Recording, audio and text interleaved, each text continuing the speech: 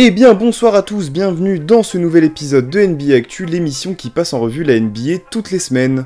Avant de démarrer, je vous préviens, petit changement édito dans l'émission, plutôt que de faire les stats de la semaine ou les perfs, on va partir sur le joueur de la semaine, parce que ce sera plus pertinent d'analyser un joueur à l'Est et un joueur à l'Ouest, plutôt que de faire différentes stats isolées, comme ça, lancées à la volée.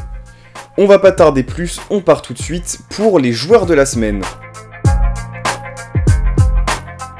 Et on part à l'ouest du côté de Dallas avec Luka Doncic qui nous fait une perf cette semaine qui est juste incroyable.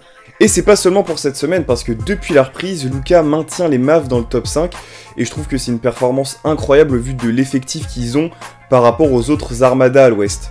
La deuxième raison pour cette sélection, c'est des grosses perfs et notamment un game winner contre Boston du feu de Dieu, c'était génial, merci Luka. Pour le point stat, cette semaine, Luka nous fait une ligne statistique de 29,5 points de moyenne, 5,5 passes et 8 rebonds, qui fait que pour moi, Luka est le MVP à l'ouest. Et on part à l'est du côté de Brooklyn avec Kevin Durant, qui fait un travail monstrueux. Et oui, Kevin n'est pas pour rien dans la remontée des Nets au classement de l'Est, puisqu'il nous fait une ligne statistique de 28 points, 5 passes et 6 rebonds, ce qui permet aux Nets de prendre la 4ème place du classement de l'Est et donc d'entrer dans le top 5. C'est juste incroyable au vu des problèmes évidents qu'il y a dans le jeu des Nets. Voilà pour moi les deux joueurs qui méritent d'être cités pour cette semaine, et nous on va partir tout de suite sur le classement.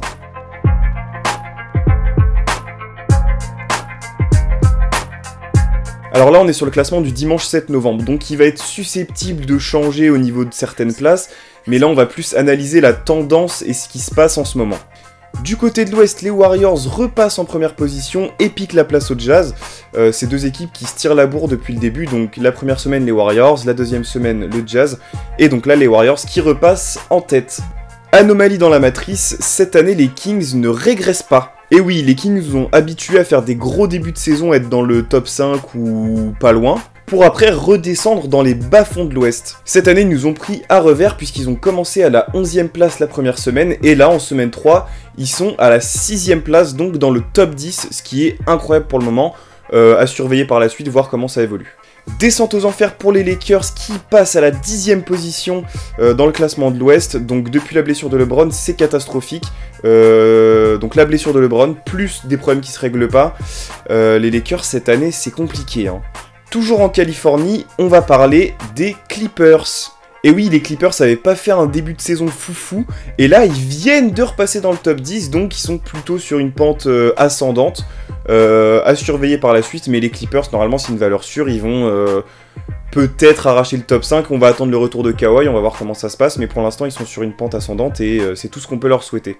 On part à l'Est et on va parler des Knicks qui sont encore dans le top 5, donc à l'image des Kings, c'est incroyable. Alors l'année dernière, il y avait du mieux chez les Knicks, même s'ils se sont fait sortir au premier tour par Atlanta. Et cette année, on reste dans la même veine que l'année dernière, donc des Knicks qui se maintiennent dans le top du classement à l'Est, et pourquoi pas qui vont faire une grosse saison et arracher un avantage du terrain en play-off, on sait pas. On l'a vu tout à l'heure, les Nets sont passés dans le top 5 de l'Est, et ça fait qu'on a deux équipes new-yorkaises dans le top 5 de l'Est, ce qui est incroyable parce qu'on l'a pas vu depuis très très longtemps. Pour les moins bien, on va parler des Bucks et des Celtics, qui pour les premiers font que de descendre, c'est infernal, on sait pas ce qui se passe.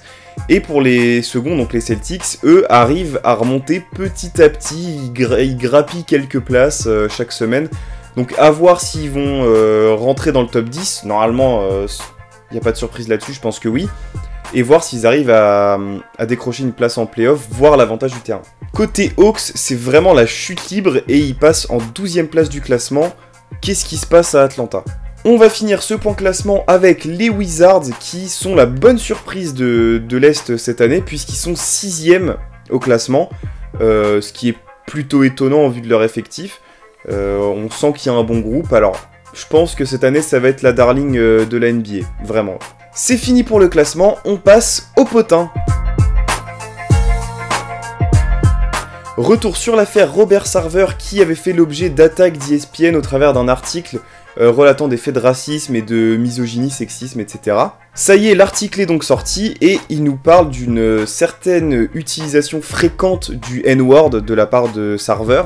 Pour ce qui est de la partie misogynie, sexisme, Sarver a tenu ses propos assez odieux auprès d'un des membres de son staff en lui disant qu'il faudrait que des stripteaseuses soient payées pour tomber enceinte de joueurs de l'effectif des Suns pour qu'ils soient contraints ou aient envie de rester à Phoenix, ce qui serait mieux pour la free agency des Suns. Alors on a toujours une dizaine de personnes qui font partie du staff des Suns ou non, qui nient totalement ces faits et soutiennent Robert Sarver, dont Steve Kerr, qui prétend ne jamais avoir entendu de propos racistes ou sexistes de la part de Sarver. Alors personnellement, je vais pas prendre parti parce qu'on n'a pas plus d'éléments que des Askip il a dit ça ou il a fait ça, donc c'est pas des preuves tangibles pour émettre une véritable opinion. Après, effectivement, si les faits sont vrais, c'est très très chaud parce qu'il a eu des paroles odieuses, vraiment. Et après, si c'est faux, bah malheureusement, c'est dommage de pourrir la carrière, l'image, etc. de personnes comme ça, quoi. Je pense qu'on va fermer cette page sur Robert Sarver et qu'on reviendra dessus si on a plus d'éléments concrets. Cette fois, on va du côté de Chicago pour un match opposant les Bulls aux Sixers. Alors pendant ce match, on a eu une action où Joel dribble dos au panier et la balle atterrit sur son pied et sort. Alors que ce soit involontaire ou contrôlé, ça reste un geste très dangereux et pour évacuer la frustration, Joel a rien trouvé de mieux que de faire un reverse punch. Alors je vous mets la vidéo quelque part sur l'écran pour que vous voyez de quoi je parle, mais en gros, il a rien trouvé de mieux que de lancer un coup de poing dans le vide, sauf que c'était pas tant dans le vide que ça, puisque Lonzo Ball se trouvait derrière. Alors heureusement qu'à force de recevoir les claquettes de la VAR à l'entraînement, il a développé un speeder sense, parce que sinon c'était décapitation assurée. Donc Joel lance son poing, Lonzo esquive de justesse mais prend un bon taquet sur le front. Bon, tout va bien du coup, mais on est passé à ça de la catastrophe. Même si la catastrophe a été évitée, Joel a quand même pris une technique parce que ça reste un geste dangereux, même s'il voulait pas frapper Lonzo, c'était juste pour évacuer la frustration, etc. Ça reste très dangereux et ça aurait pu être dramatique, hein, vraiment. Voilà, rien de plus à rajouter là-dessus, je trouvais ça juste intéressant d'en parler et marrant dans une certaine mesure. Voilà. On finit ces potins avec le protocole sanitaire en NBA. Alors effectivement, la Ligue et le syndicat des joueurs recommandent au coaching staff et aux joueurs d'effectuer une 3e dose du vaccin afin de mieux se protéger parce qu'il y a un peu plus de cas qu'il y a une période, etc. Ça commence à repartir, donc ils recommandent une 3e dose. Je vais pas rentrer dans les détails, mais globalement, si les joueurs et les coaching staff n'ont pas fait leur 3e dose avant le 1er décembre, ils devront tout simplement se faire tester avant chaque match. Alors c'est frustrant parce que c'est encore un shoot que Kyrie prendra pas et ça commence vraiment à nous manquer. Voilà pour les potins, on passe tout de suite à la question. Cette semaine, la question concerne les Knicks. Et selon vous, est-ce que les Knicks peuvent avoir l'avantage du terrain en play-off ? Alors je vous laisse répondre en commentaire en développant un petit peu ou juste en disant non, comme vous voulez. Alors pour moi, oui, les Knicks peuvent avoir l'avantage du terrain en play-off, en tout cas avec ce qu'on voit depuis le début de la saison. Parce qu'effectivement, ils font une saison incroyable, en tout cas jusqu'à maintenant. Et ils sont renforcés par rapport à l'année dernière, donc il n'y a pas de raison qu'ils aient pas l'avantage du terrain en play-off. Comme je l'ai dit tout à l'heure, il faut quand même faire attention aux Bucks et aux Celtics qui peuvent remonter à tout moment et sortir les Knicks du top 5, voilà.